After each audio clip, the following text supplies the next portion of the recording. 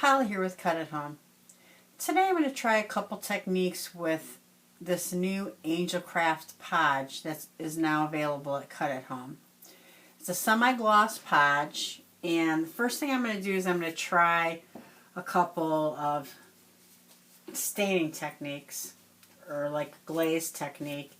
And I have some acrylic paint here, some pink, and I've added a little bit of the Podge into that. And I'm going to apply it to my paper. Ultimately what I'm going to do is make flowers out of this, so we'll try that and see how it works. I'm just using a little makeup sponge to apply it with.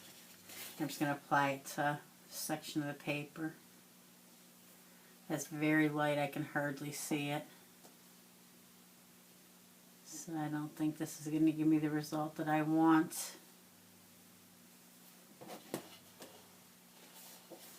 It's very light. I'd like it a little darker than that, so I'm going to have to add another color into it. Something darker than that pink.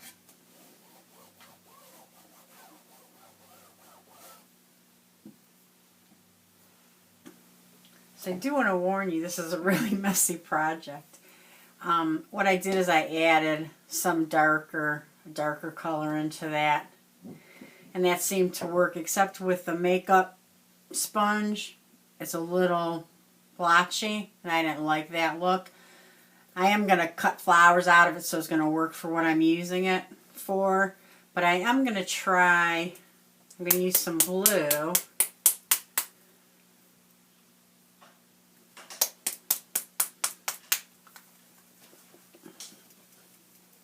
And I am going to try one of these little applicators and see if I get more even coverage.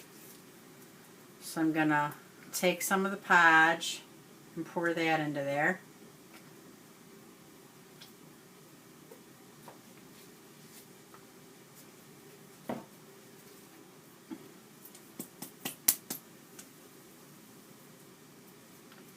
And I'm going to use some of this dark blue acrylic paint.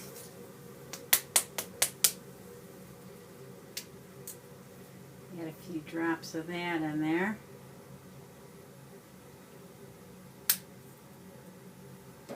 And we'll mix that up.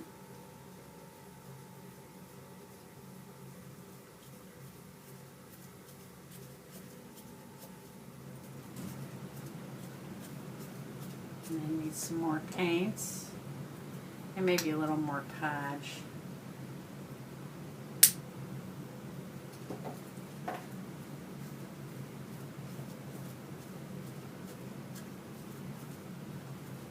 Try this and see how this goes.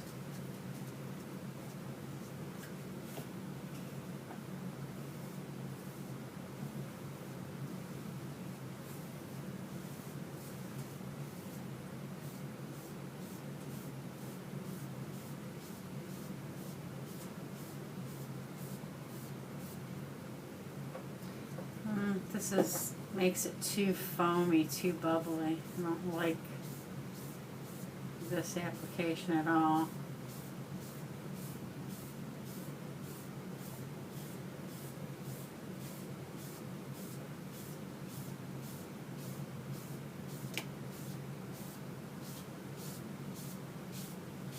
It's coming out a little better now. It's more of an even tone. That's what I was kind of hoping for. Like I said, I'm cutting flowers out of it, so I wasn't as concerned, but I did want it to be fairly even.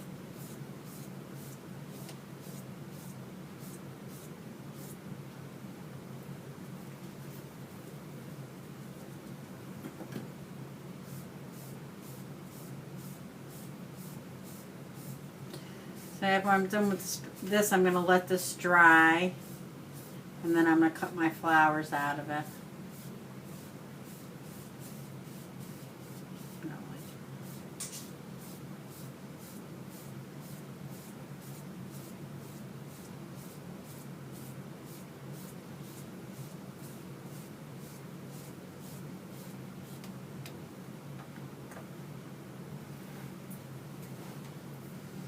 I obviously am not going to cut any flowers out of that section there. That's really blotchy. But I'm going to set that aside and let it dry. And the next thing I want to try is I want to just try transferring a black and white photo and see how that goes.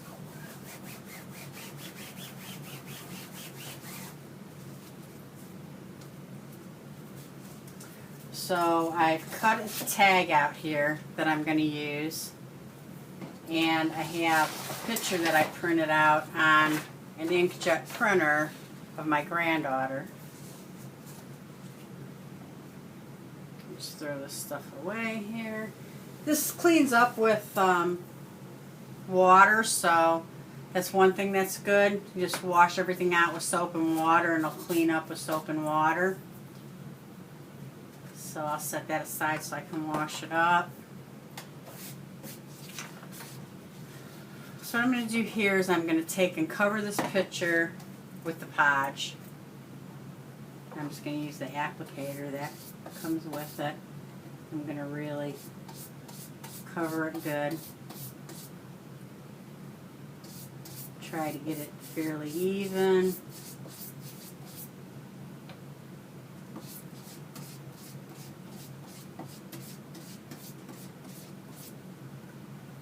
Make sure I cover up the whole picture.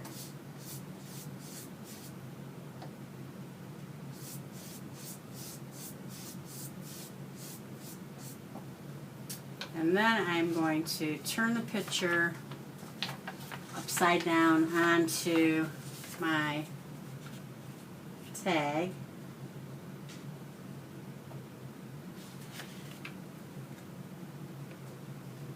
Like so. And then I'm going to take a brayer and roll it across the picture to get it nice and smooth on there. And I didn't want to adhere that part onto there. Too late.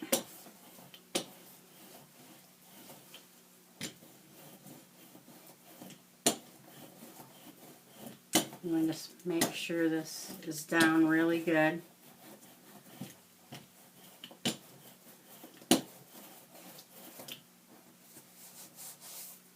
And you're going to let that dry like that. Well, you want to let it dry completely.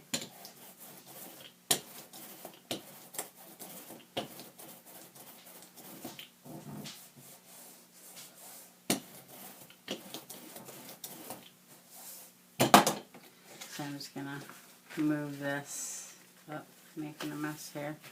Move this off to the side and let it dry. I'm going to clean up my mat here. This is a messy project, so I'm going to move that aside and let that dry. I've let this dry, and what I've done now is I just misted it lightly with water, and I am rubbing the paper off of the top.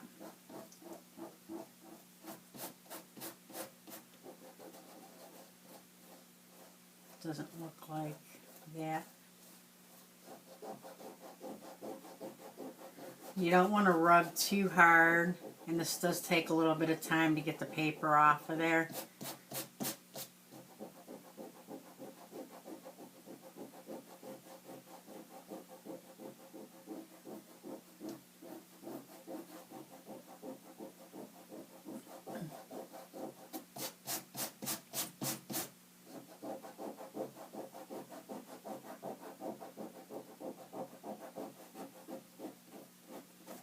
You can let the water sit on there for a couple minutes before you start rubbing. That'll help.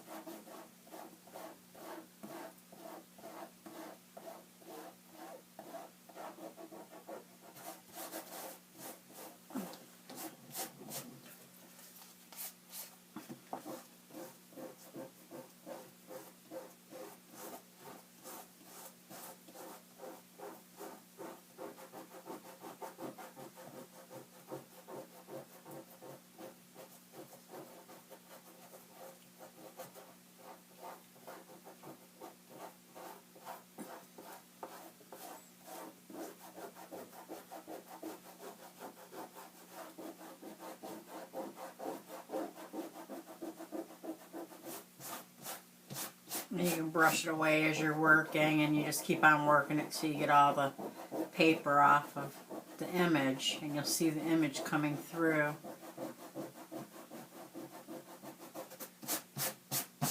As you can see, it's coming through and it's on my tag. So I'm going to keep on working that. Here's how the tag looked once I rubbed off all the paper. Now I'm going to go back and cut some flowers out of the glazed paper that we made earlier and add that to the tag and embellish it a little bit, probably ink the edges up a little bit. And if you would like to see my finished tag, please stop at the Cut at Home website and view my blog this Monday. Till next time, thank you and happy scrapping.